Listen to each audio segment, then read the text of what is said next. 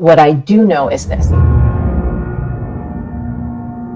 Every single person watching or listening to this has immense power inside, has incredible talents and gifts,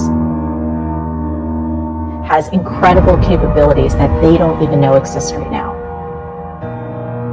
So many people have written discount version of yourself, okay? But you have to, again, think to yourself, okay, I am left, but I can now turn this left into something positive. What's important is for people to understand that that setback, forsaken, rejected, it didn't work. That setback is only temporary. There's an element of just getting back up again when you've been punched so many times that you feel like you can't. And there are times you feel like you will never get out, and that you will be a discount version of yourself, and that what used to be your life is not going to be your life. And that is not the truth. You can do anything you set your mind to if you roll up your sleeves, you get in there and you do it. Everything is figure-outable. The only real power we have in the world is choosing our response. We can't choose what happens to us. We can get stuck into situations where we are not treated fairly, where any number of bad things can happen. And so the only choice we can make is how to respond.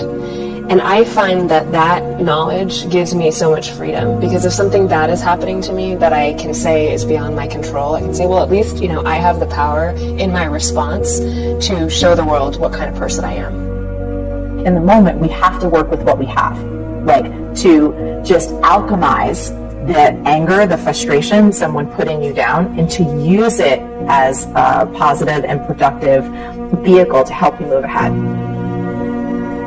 The key is not to try to become the person you used to be.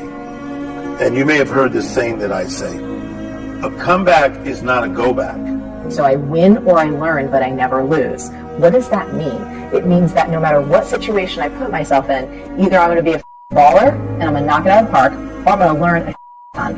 And then I'm going to be like, okay, so I learned all this stuff, I can do it next time. But I never lose. So I'm not attaching that identity. Does that mean that I never make silly mistakes? Of course I do. Does that mean in the moment when I've wasted cash, when I've made a poor judgment call, when I've fallen flat on my face, but I don't freaking cry or feel like an idiot or absolutely want to cry in the corner? I absolutely do those things. I do those things.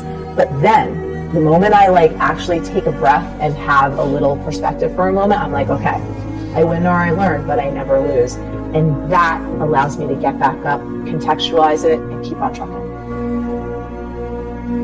All we're striving for, progress, not perfection. And I think that those stumbles and those screw-ups are a really positive indicator that you're actually in the game, that you're actually making progress, and that you're on your way, eventually, to victory. Best piece of advice I ever heard is don't punk out and quit. Worthwhile, worthy things in life are just the result of a lot of, painful, enduring failure. You'll be annoyed about, I often get annoyed about something somebody said to me at the office, or some political thing that's going on, in my friend group, or some other issue. I'm stuck in traffic, and I will forget, wait a minute, okay, at the end of the day, I come from stardust. I will return to being stardust. None of this matters at all. The only real thing that matters is love, loving people and being loved yourself. And I think everything else is kind of gravy. So go find something that you're so friggin' passionate about that you can't help yourself, but just attack it, and then just go and start having fun with making your life immeasurably better.